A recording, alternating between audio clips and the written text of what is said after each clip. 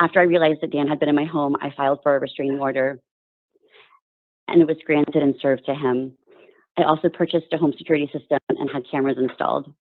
Not long after that, my cameras caught Dan lurking by the side of my home in the dark. I called the police and they came to my home, and before they left, they checked my car for any tracking devices. They found a GPS tracker in a metal case that was attached to the underside of my car. They later found an app in Dan's phone that was connected to this specific tracker, and they confirmed that he had been monitoring my location for weeks. Can you imagine anything scarier or creepier than that? Good for her, for this survivor taking the initiative, putting up those cameras and catching him in the act. I can't even imagine a tracker under her car. And this is really just the half of it. She goes on to list the scary, terrifying things that he was doing until she finally got him locked up.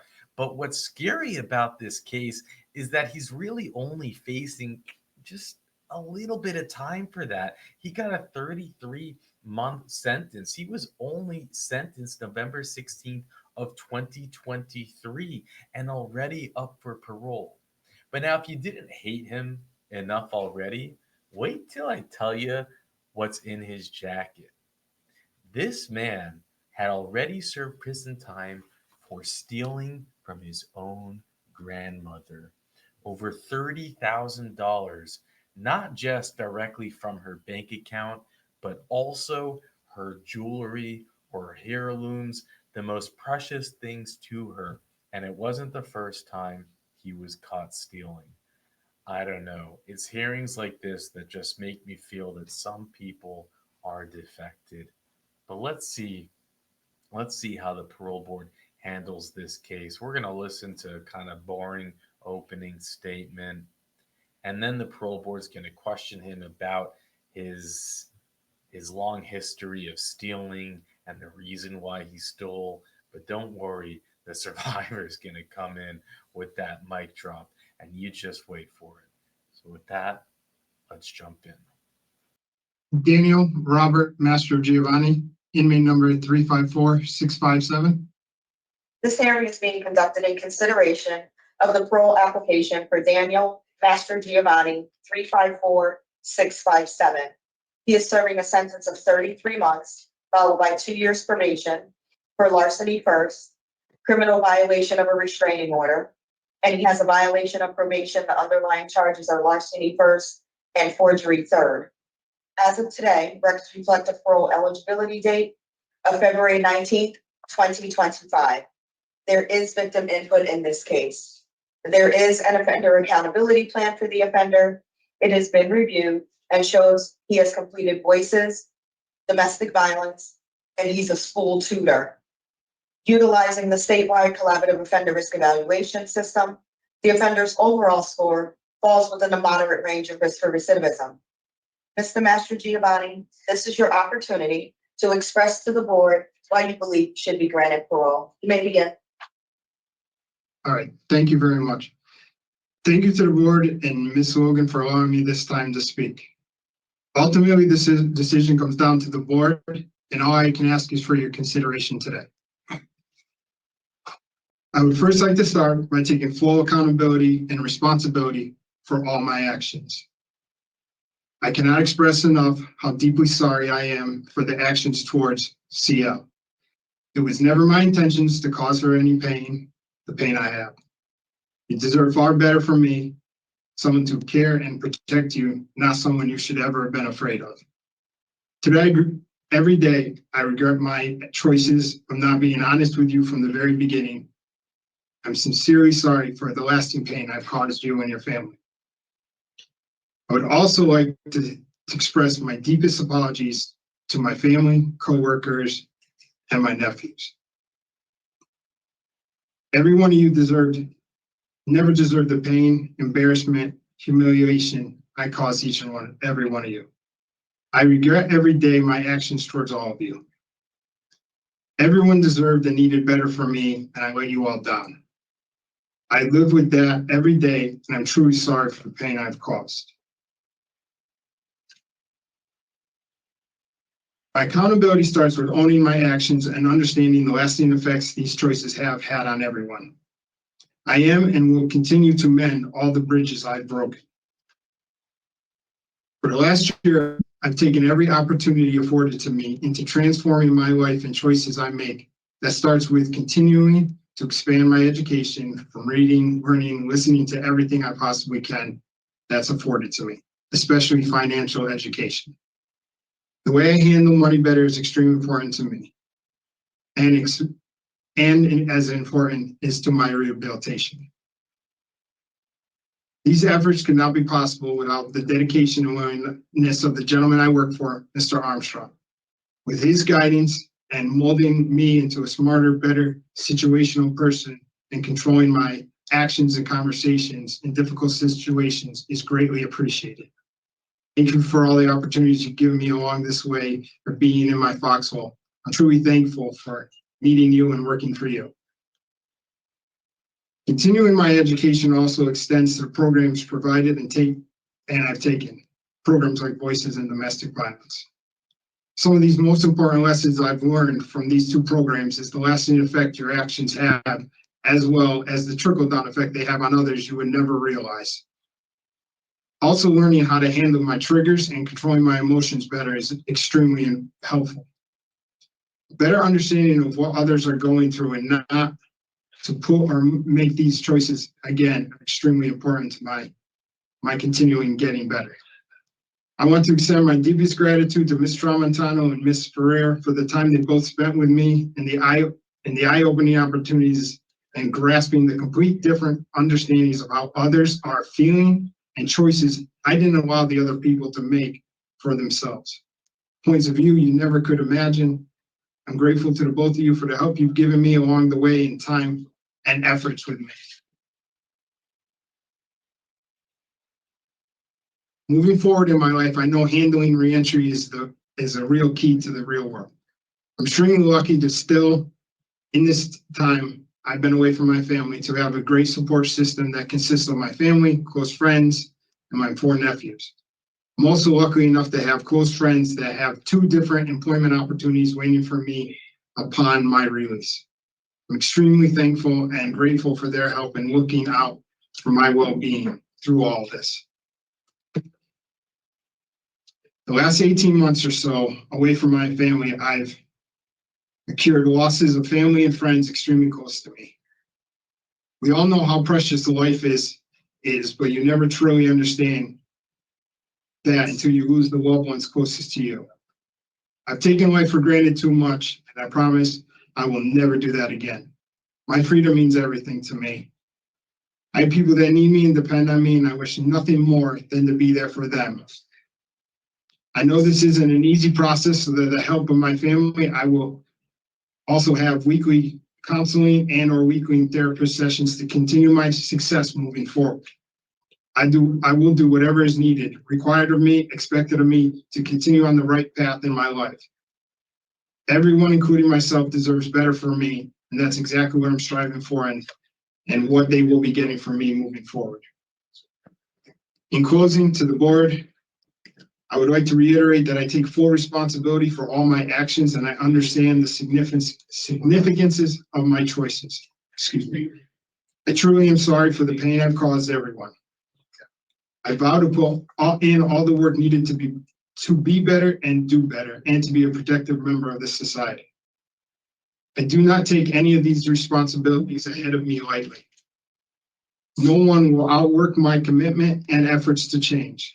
I'm extremely fortunate enough to have things in place for me to succeed along the way. It's just dependent on my respect and newfound outlook for my life.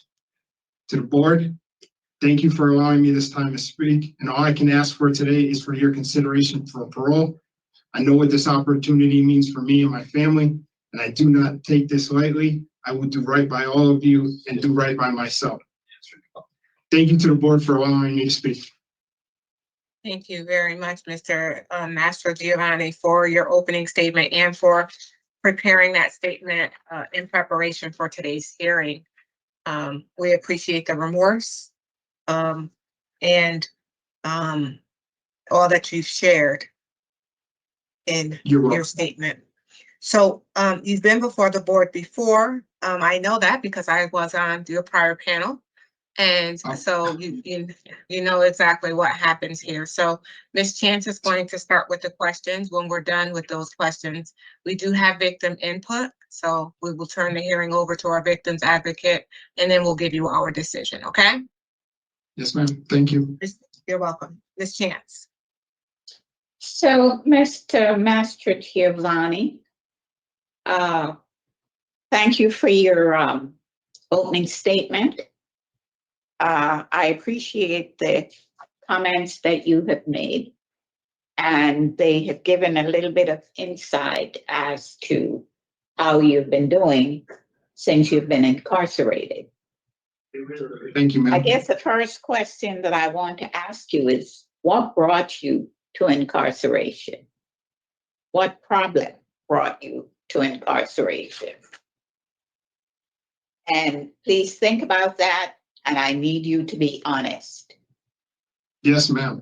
And just to remind you, you had 2 previous hearings back in December of 2013 and May of 2015. Yes, ma'am. Okay, all right. So it's definitely back then. It was definitely gambling and how I handled money, and not having a respect for money and not having my own respect for how I handle situations, not thinking of things clearly, more on the lines of always reacting, never thinking things clearly and handling the situation properly. As you said, I've been through this before. I was on parole once, and not that I didn't take it the way I should have. I when I was home, I should have taken it more seriously to never get reincarcerated. I was kind of flying by the seat of my pants, just, you're enjoying your freedom, and you never, I would have never thought, to be perfectly honest with you, that I'd be back in this situation. And then, not to say life happens, but then situations that you don't see coming happens, and you make, not you, I mean me, I make decisions that I never thought the consequences through. I just jumped to going to what needed instead of think, ask, look for help, and maybe you need help, and do it that way, not thinking, oh, I can handle it. I've been through it before, I can handle it, and I should have reached out for help more and more than I ever did. I thought I was doing better than I was, and then I lost my best friend, and I just honestly spiraled right out of control. And then along the lines, I lost family members, and then during this incarceration, I lost a family member extremely close to me, and you don't realize the choices you're making in those moments. And gambling was always like, it makes you feel better for a split second, but it doesn't make things right in the long run, and all it does is cause more pain, and you don't think about it. And then this time incarcerated, I mean, all I've done is, to say you beat yourself up every day is one thing, but I beat myself up like, I know I should have been smarter. I know I should have seeked out help, and I know everybody deserved better for me. And in my not thinking things clearly, I should have asked for help, and I reacted to things instead of responding to them better and looking for doing better by the people that needed my help. You lose someone, you think you're making decisions for the people in that moment, and then I'm not there now. So what did my actions do in that minute? Give them help or help them out in those couple of minutes, and now I've been gone for almost 2 years. So my decisions aren't what they should be. So I've done a ton of reflection, and the gentleman I work for, we do a lot of thinking things clearly through. And I think that's why I believe counseling and and maybe, not maybe a therapist, either one, I don't know the difference, which one would be better at this moment in time, but if I was to be released, which one would really help me sit down and say, stop always thinking with your heart, use your head, you're smarter than what your actions show, and think about those consequences and moving forward. So during this incarceration, how have you addressed your problem gambling? Oh, I during incarceration, I don't gamble at all. I mean, I don't want to say you quit it cold turkey, but I don't do any of that in here. I didn't ask you about if you're gambling. I said, I'm how sorry. have you addressed your problem gambling? So the reasons that make you gamble is what I'm asking you. How have you addressed? Oh, I apologize. Yes.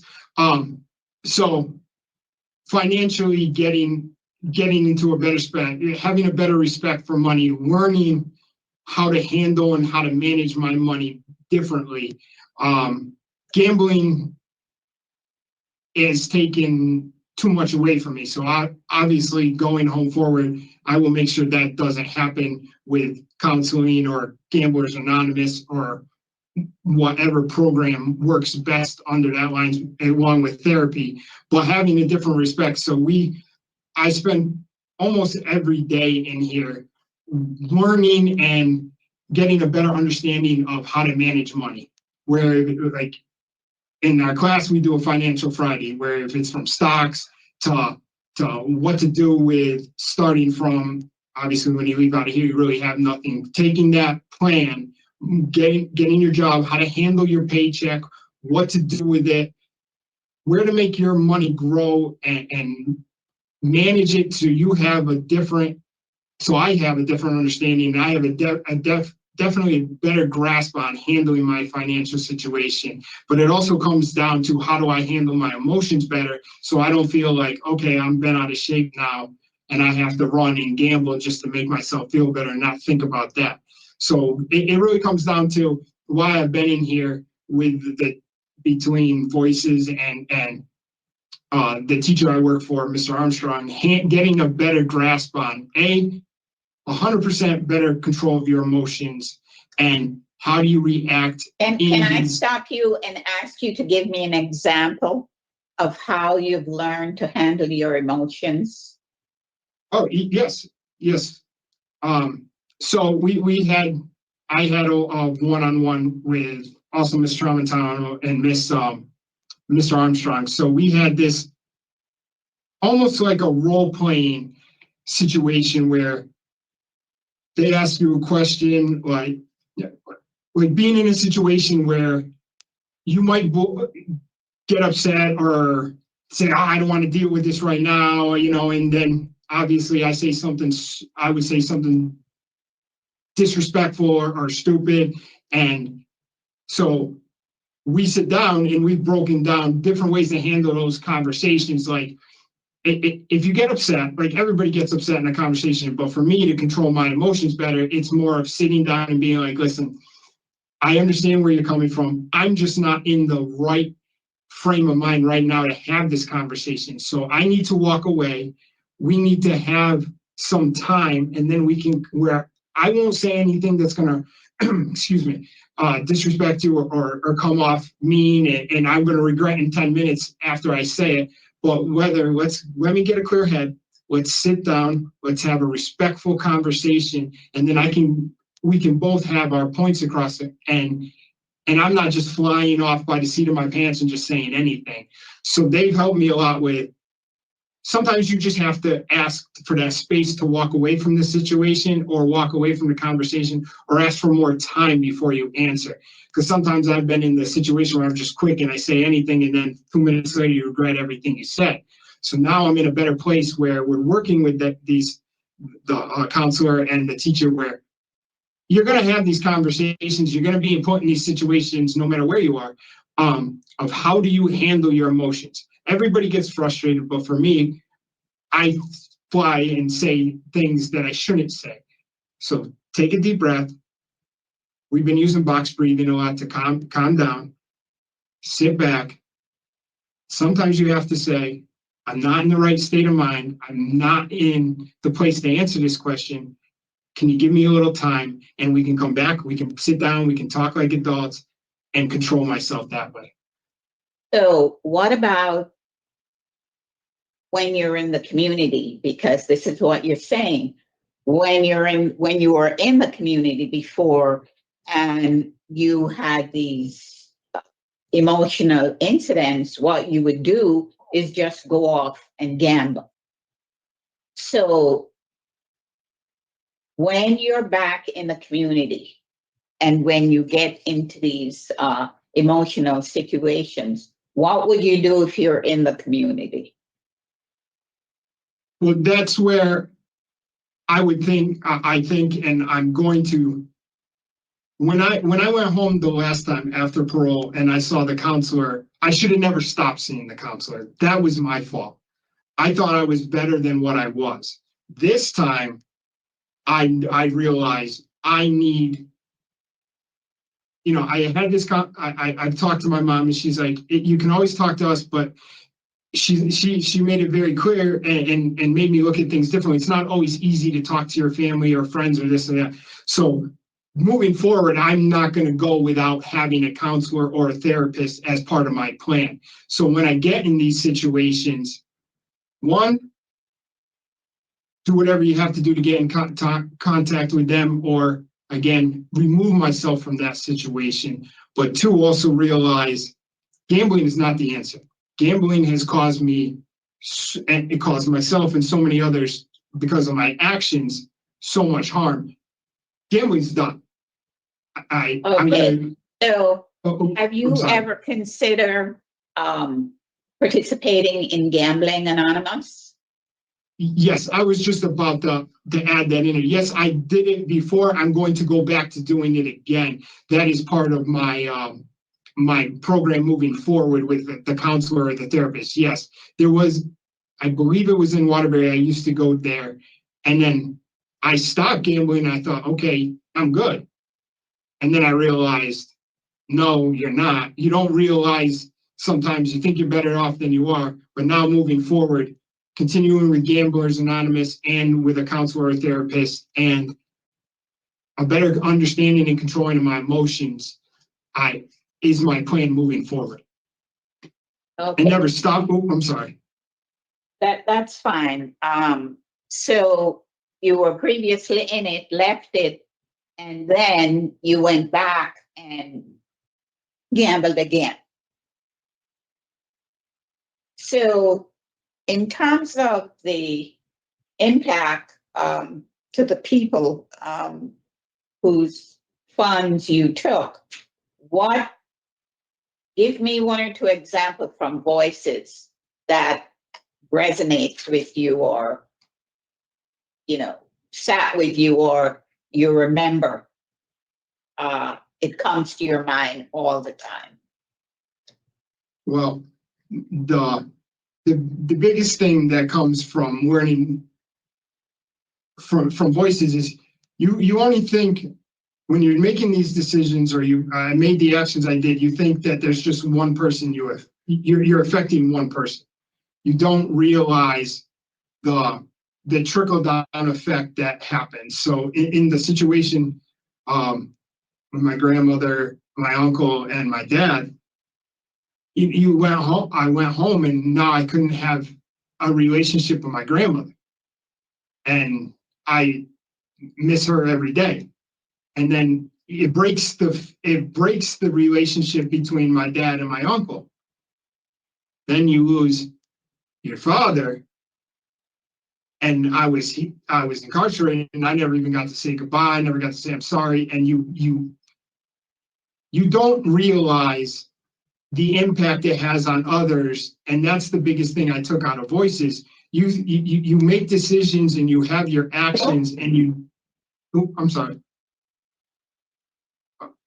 Oh, okay. Go ahead. I'm sorry.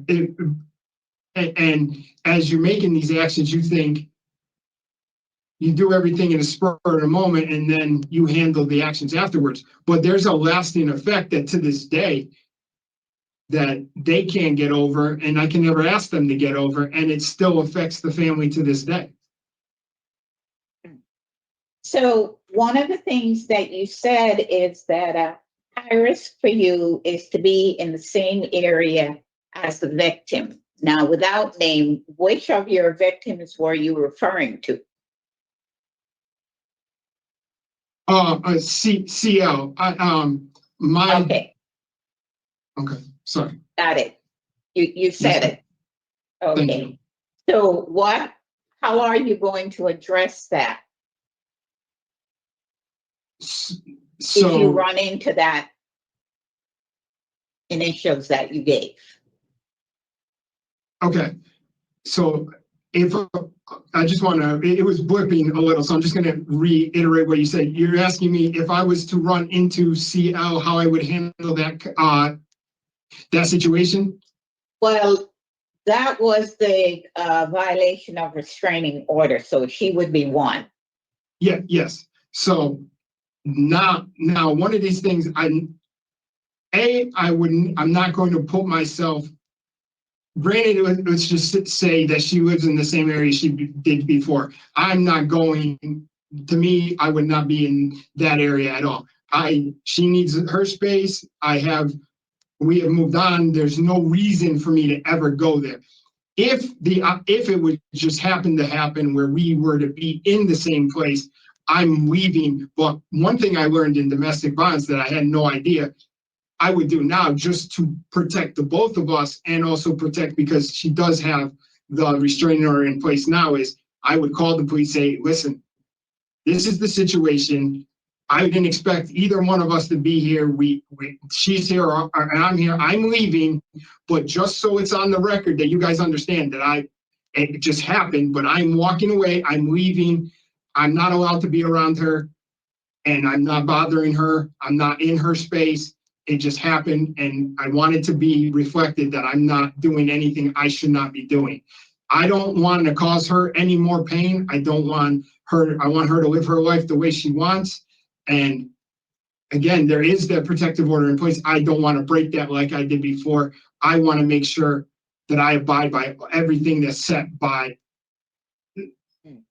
obviously the board and the judge and the documents that I've agreed to, the circumstances I've agreed to.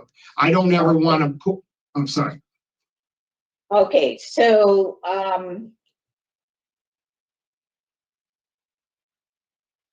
there are certain restrictions that you're going to have if and when you go back in the community and you need to get a job.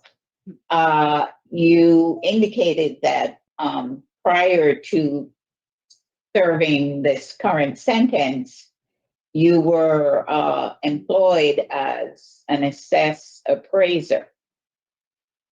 Yes, ma'am. Is that where you intend to go back, and will it involve you being in charge of funds? I do intend it. So the company is out of Watertown, so it's not. It's on the next town from Waterbury over. Yes, a friend of mine owns the company. It has nothing to do. I won't have no access to funds. It is going through a house that is being evaluated for sale or purchase, and determining, is the roof in great condition, is the chimney in great condition, does the water heater, does the furnace and all that work properly, do all the outlets work correctly, so there will be no access to funds. My friend knows the situation. I wouldn't, I've told him, even if it comes down to it, I wouldn't accept any payment from the customers. I'll leave that to you. I don't want to put myself in any situations where even if I didn't do it, I could be ever questioned about it. So I want to keep that moving forward. Regrowing and regaining my integrity is very important to my moving forward too. And I know a lot of things are going to be in question right off the rip, and I totally understand that, and I deserve that. But I want to put myself in these situations where I can build that trust, and also not put myself in any situation that could harm them. So you mentioned that you you have a strained relationship with your mother and siblings.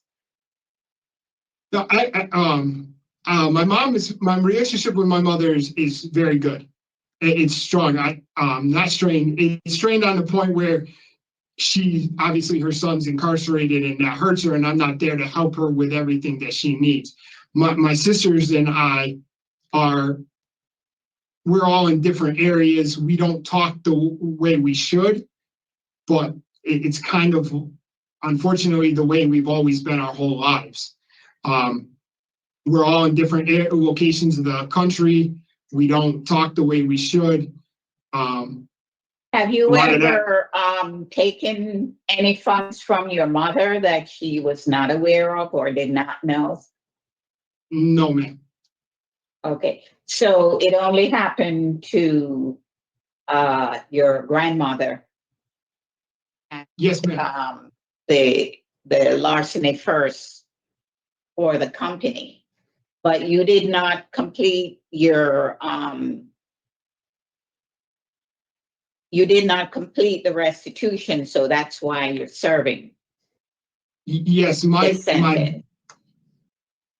yes, ma'am. My violation of probation is I did not finish the restitution by the time my probation ran out. How much of it did you pay? I think, and I'm not 100% sure. I'm just gonna be honest right now. I'm not 100% sure. I think the number is roughly 12 to 14,000. I'm not 100% sure though. No, how much of it did you pay? Oh, I paid all of that 11 to 14,000 back to them. It wasn't the full amount because I believe the full amount was 25, but I paid 11 to 14,000 I paid that myself. Nobody else paid. Okay. All right. Well, Mr. Mastrogiovanni, you have not had any DRs, and just looking back to 2013 and 2015, which was a long time ago, when you came before us, and you in one you were denied, and then in one you went out. So you've had several failed community releases, and you only did well in 2. So, but you have completed appropriate programs and does appear to be suitable. It doesn't mean that, you will go out. It will all depend when all 3 of us have completed questioning. You do have, a relapse prevention problem where you are going to go back to Gamble Anonymous and do therapy. So let's hope you walk the talk. But thank you for answering my questions, Madam Chair. I'm all set. Thank you, Ms. Chance. Mr. Poole? I have no questions, Madam Chair. Thank you. I don't have questions either. We're going to turn the hearing over to our victim's advocate, Mrs. Williams. Thank you, Madam Chair. I do have a victim who will be joining us today via speakerphone. One moment. Thank you.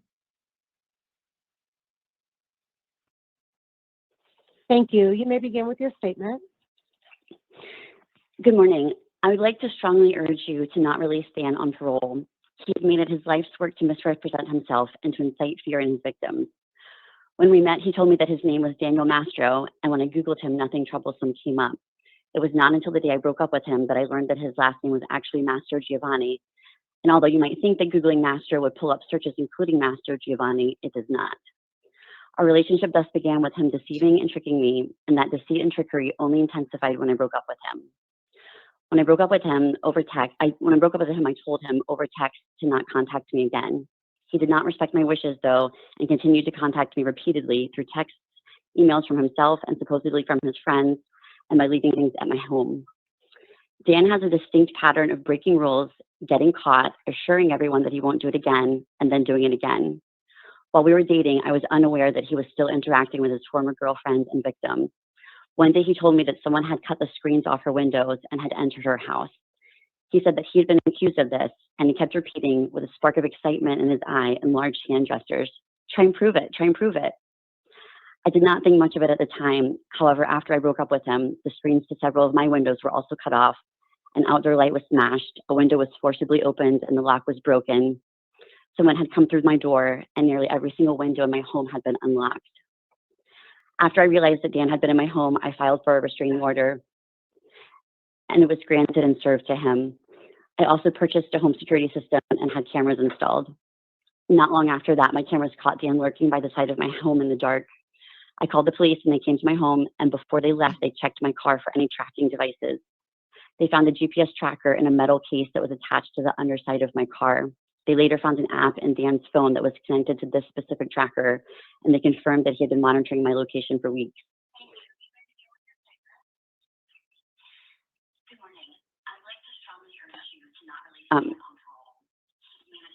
Can you guys still hear me? I can. We do hear you, oh. but I hear the hearing playing in the background. Yeah, I don't know. Yes, you can lower the volume on the device that you're listening to it on, so you don't get that feedback. Oh, okay. Yeah, let me just pause it there. Okay, sorry. Thanks. Okay. Okay, where was I? They found the app with the tracker on his phone.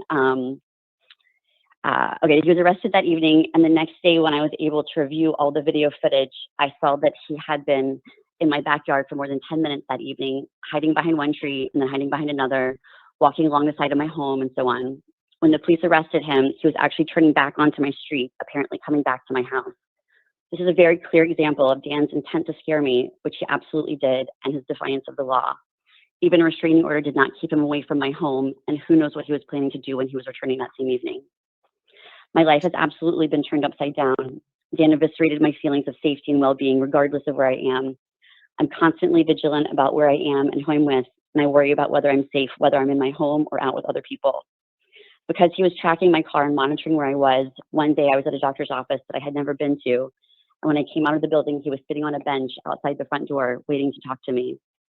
Aside from my physical safety and mental well-being, Dan has cost me a lot in other ways too. I've spent a great deal of money on my security system and cameras. I had to replace a smashed light, have the window and locks fixed, replace all the locks in my home, and I continue to have medical appointments related to this, and I often have trouble sleeping. I feel nauseated and anxious when I think about him and what he's done and what he might do next, and he has taken away my ability to just go out on my life on a daily basis in a regular way.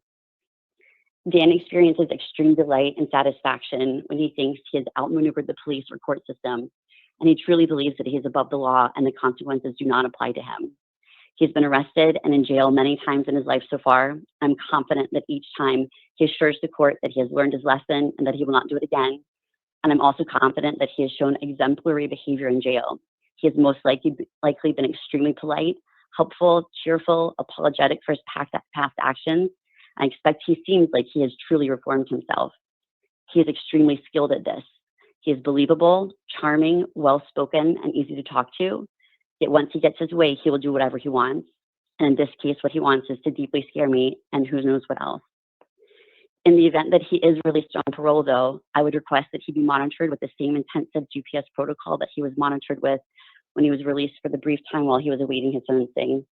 This was a very intensive monitoring system, only used for the violators who were truly extreme risks, and the court deemed Dan to be at this very high level of risky behavior. He wore an ankle bracelet that was monitored by a parole officer who only had a handful of people to monitor, and there were exclusion zones built in. And if he entered any of the areas he was not allowed to, his parole officer would have immediately contacted the police and also contacted me. Dan has already proven that when the authorities tell him to stay away from me, he does not. Please do not give him the opportunity to repeat his well-documented pattern by releasing him early on parole. Thank you.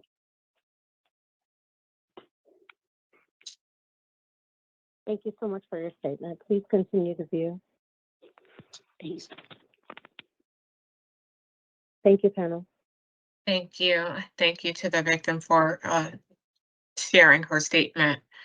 Okay, so we are going to deliberate now and give you our decision. Ms. Chance. So, first I want to thank the victim for sharing all that information with us today. And I know in reviewing what Mr. Mastrogiovanni said before, there is a big difference between, you know, what he notified us of. He said that this time that he felt that participating in education was a means for him to change his behavior. However, Mr. Mastrogiovanni, when he was previously in the community, did not adhere to the programs that he was participating in. When he was last paroled to the community, he was supposed to be participating in programs that would have prevented him from returning. And basically, what he told the parole officer was that when COVID came around and the PO told him that everything was frozen, that meant he didn't have to continue paying restitution, which was not true. And he did say he completed it, but he did not. So while I appreciate that he has participated in programs, and I'm hoping that Mr. Mastrogiovanni will go back and review all the positive things that he has learned in the voices and the domestic violence. Because it just seems it's contrary to his behavior. He has not received any DRs, so he does appear to have some change. I just don't see where what brought him to incarceration, any of that has changed. Gambling, as he identified, is what brought him here. I had to ask him specifically about what he's doing. He did relate it to his emotions, that he wasn't able to manage his emotions before. And he thinks now that he's able to. He talked about the voices and the trickle down effects that he's identified. And I truly hope that in his own mind that he believes that that he is going to change, and that the current programs that he has taken last year and the DV that he's completed this year, that he will pay heed to the two instructions that were very helpful to him in those two programs. He's rated and the moderate risk. But Madam Chair, today I'm truly not in favor of Mr. Mastrogiovanni going out on discretionary parole. And again, it's due to the nature and injury to the victim who spoke today. Thank you very much, Ms. Chance. Mr. Pohl? I really don't have much to add. There's poor performance here on probation. And, you know,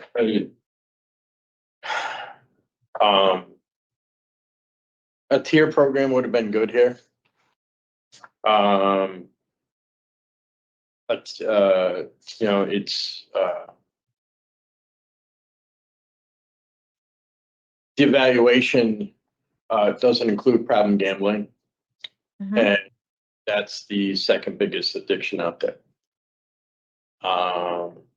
You know, and obviously with the larcenies in the past, you know, I need to see offender change in order to get to suitability.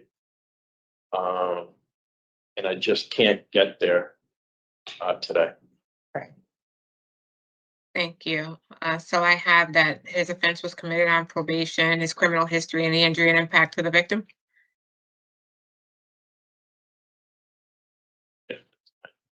I mean, if you want, tell me what is it that we need to? No, I'm fine with what you said. Okay, all right. With regard to Daniel Mastrogiovanni 354657, I move to deny discretionary parole based on his offense being committed while on probation, his criminal history, and the injury and impact to the victim. Is there a second? Second. All in favor? Aye. Aye. All right, Mastrogiovanni, we couldn't support your parole. We do wish you the best. You'll get all of this in writing. Thank you. Thank you. Wasn't so hard, right, parole board? That wasn't so difficult to do the right thing and deny a dangerous man and put the survivor. And I call her survivor because so often people will end up dead in those type of situations. She was going. I mean, this guy's scary. Can you imagine sneaking inside of a house, putting tracker device on the car, hiding and following her to see where she's going? That's not normal. Stealing from grandma's not normal. We'll go through this. And it was interesting. You know, he has his gambling addiction. And look, I have watched, I've known people with gambling addictions, and it's like anything else. It's not rational. You will do crazy things. But there's more to this than that. I mean, this guy, he's and the survivor said it right. She preached to the parole board, talking about how he can be manipulative and say the right things, and I'm just so happy that they denied. But I'm going to go through the information on this case because it was more than just stealing from grandma. He had stolen from the prior employer, and he still only had a moderate risk score to reoffend. I mean, a multi-repeat felon. It's like these algorithmic risk scores are such a joke, and everybody knows it's a joke, except the departments that use them. And a special thank you to Holly. Holly, again, if you haven't heard Holly yet, Holly has joined up in volunteering as a researcher with Sir Richard, and she's awesome. She's from Australia. She's an Air Force veteran. This is what she did for her life. An officer in the Air Force in Australia, retired, honorably discharged. She had her tours, I think, in Afghanistan or Iraq. I don't need to mix up the two.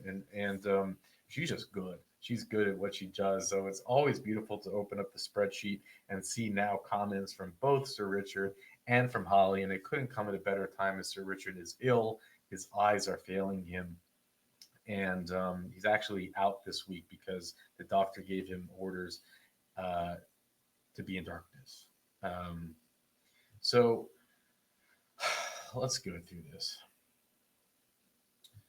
I skipped down to the bottom to show her his grandma was 87 at the time when he moved in to help her because she needed help.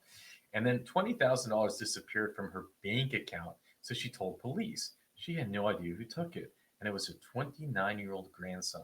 Jenny's grandson had been living with her since earlier this year, and she would give him blank checks to sign them, and he would pay the heat, electric bills, those little things. Can you imagine how heartbreaking it is? It's not just losing the money, but your grandson. I just can't. And she had no idea that anything was amiss. She told police April when Jenny got a notice from her bank about several large withdrawals. And all police told the newspaper Daniel is accused of stealing $22,000 from his grandmother, charging $5,400 on her credit cards, and stealing $6,000 in heirloom jewelry. And it ends up being more than that. In the other article, they summed it up to about $30,000. He was arrested on Tuesday and was been charged with first-degree larceny. I'm going to read to you verbatim now the other part. I'm just not going to screen share it because they show private addresses and all this information. I don't know why these news articles like to do that. Let's talk about a victim who was just robbed and give her full address in the article. Why? Why do they do that? That's not cool, but okay.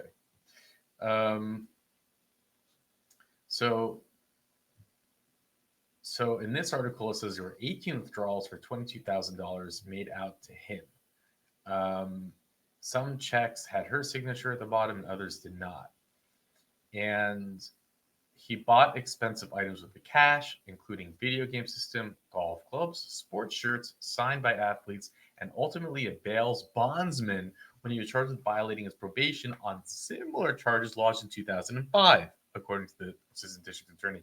And this is quite interesting because this does not sound like someone who has spending it as a gambling problem. Maybe he was just making that up as an excuse. Because once it's an addiction, people start to say, oh, we'll put him in treatments, it's not allowed. But if you're buying stuff with it, tell me if I'm wrong. I don't know. But I don't think someone with a gambling problem would start buying jerseys and golf clubs. I think that they would probably just put it in whatever they're gambling on. So maybe that entire thing was just manipulation, which it wouldn't surprise me. He broke her heart and he broke her bank account, the ADA said. She said, the grandma said, I can't hate him, but I can't forgive him. In 2005, the same man, this prince over here, was implicated in the theft of $22,000 from the New Hartford Wine and Beverage Store. His arrest in April violated his probation. So he's on probation for stealing $22,000 when he steals another at least $22,000. He likes the number 22,000 from his grandmother. They sentenced him to 7 years, by the way. And I guess that's what he got parole on when he then gets busted for this, which was a violation of probation and the protection order thing. So public defender Christopher Crosgrove said his client has been working hard in the kitchen at the New Haven Correctional Facility. He noted its pre-sentence investigation includes finding that he was playing sports while he was out on disability. Oh my God.